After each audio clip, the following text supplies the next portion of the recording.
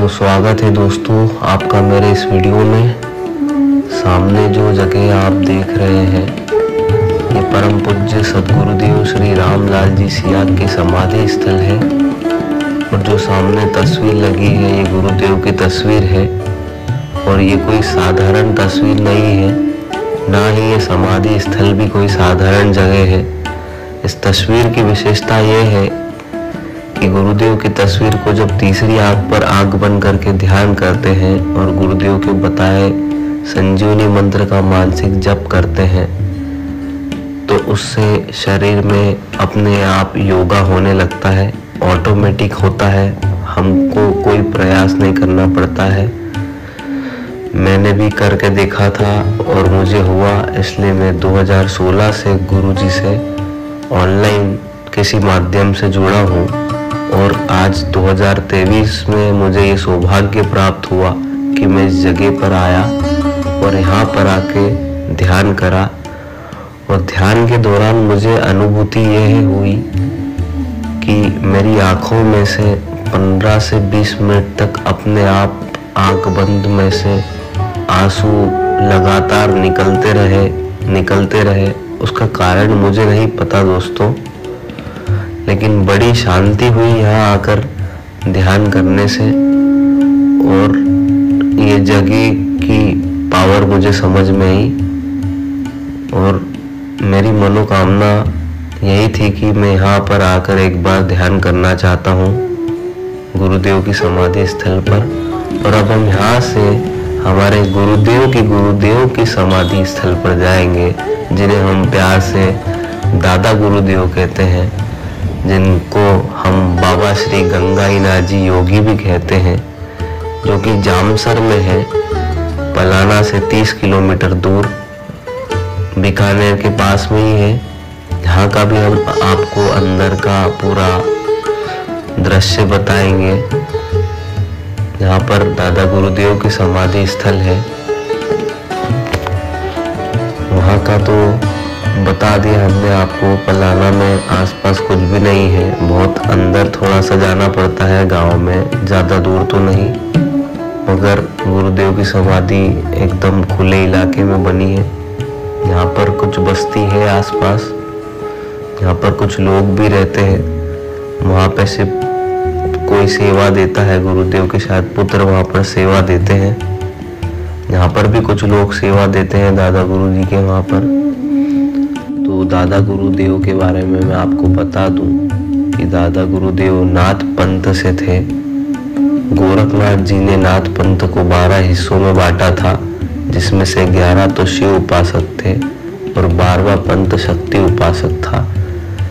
तो दादा गुरुदेव आई पंथी नाथ थे, इसलिए उनका नाम गंगाई नाथ है, गंगानाथ नहीं, क्योंकि वो आई पंथी नाथ थे और शक्ति उपासक थे। दादा गुरु ने अपने जीवन काल में कई बड़े चमत्कार किए हैं, जो आम आदमी को कभी सुनकर हजम ही ना हो। जिसे जानना है वो खुद इस जगह पर आकर एक बार ध्यान कर ले तो उसे अपने आप समझ आएगा कि इस जगह का क्या पावर है। तो यह हम दादा गुरुदेव की समाधि स्थल पर पहुंच गए।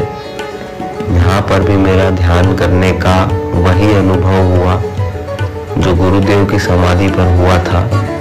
यहाँ 15 मिनट के ध्यान में मेरी आंखों से लगातार आंसू निकलते रहे। उसका कारण मुझे नहीं पता, ना मैं उस समय कोई दुख में था, ना मुझे कोई खुशी हो रही थी, लेकिन ध्यान करते समय मेरा मूड पूरा नॉर्मल था और आँख में से बस आंसू लगातार निकलते रहे। बस यही पावर मुझे भी महसूस हुई जो गुरुदेव के वहाँ पर हुई थी। एक अलग सी ऊर्जा है इस जगह में, इन दोनों समाधि स्थल में। तो जो भी अभी मेरे इस वीडियो को देख रहे हैं वो अपने स्तर पर श्री रामलाल जी सियाग और बाबा श्री गंगाईनाथ जी योगी के बारे में इंटरनेट पर पता कर सकते हैं, तो उन्हें काफ़ी कुछ जानकारी मिल जाएगी।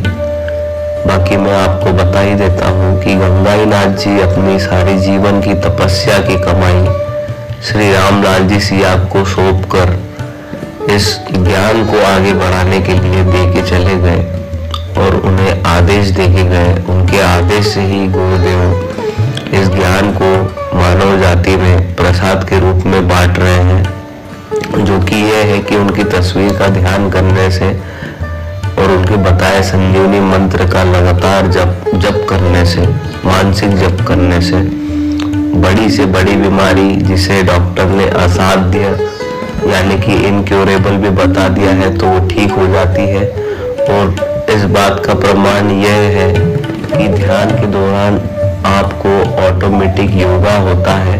आपकी ज़रूरत अनुसार, आपकी बीमारी के अनुसार आपको योगा होगा, जैसे कि आसन लगना, बंद लगना, क्रिया होना, मुद्राएं लगना। जो आपकी ज़रूरत होगी वही आपको होगा और वो आपके सिस्टम को पूरी तरीके से ठीक कर देगा, चाहे वो बीमारी डॉक्टर ने असाध्य क्यों ही ना बता दी हो। तो ये बहुत बड़ी चीज़ है।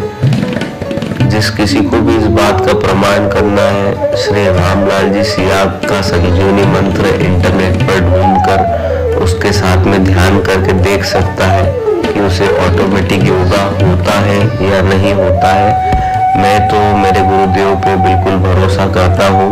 101% आपको भी ऑटोमेटिक योगा होगा और एक अलग से ही शांति महसूस होती है।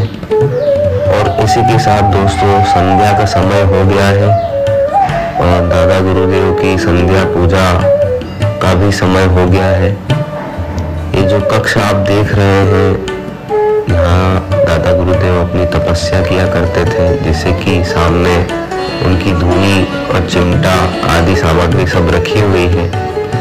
इस कक्ष में हर किसी का जाना अलाउड नहीं है। पहले लोग जाया करते थे, अलाउड था, लेकिन कुछ कारण से यहाँ पर अब अंदर परमिशन नहीं है किसी को जाने की, सिर्फ आज्ञा लेकर ही जा सकते हैं। और कुछ लोग जो जुड़े हुए हैं दादा गुरुदेव से, वो आज भी आकर यहाँ पर पूजा अर्चना करते हैं अपनी श्रद्धा भक्ति से। और ये काफ़ी अलग अलग तस्वीरें दादा गुरुदेव की आप देख सकते हैं।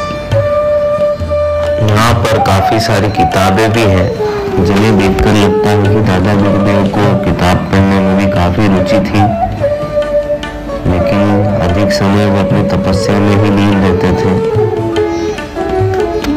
तो दोस्तों दादा गुरुदेव की भी महिमा बहुत अलग है। उनके जीवन काल के कुछ किस्से बहुत ज़्यादा ही प्रचलित हैं, जो आज भी लोग बताते हैं और उनकी आंखों देखी बातें हैं। 2 बार दादा गुरुदेव ने मरे हुए लोगों को जिंदा करके बता दिया।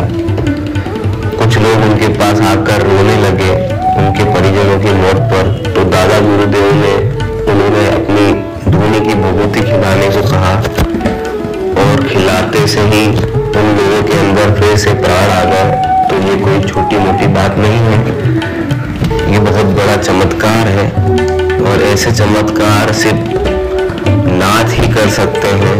तो कुछ देर यहाँ समय बिताने के बाद हम रात में कहीं पर रुककर आराम करेंगे और कल जयपुर के लिए रवाना होंगे। जयपुर में भी हम साइट सीइंग करने जाएंगे, जयपुर घूमेंगे। उसका भी ब्लॉग वीडियो आपको नेक्स्ट में मिल जाएगा। तो ठीक है दोस्तों, जय गुरुदेव, जय दादा गुरुदेव। ओम श्री गंगाई नाथाय नमः।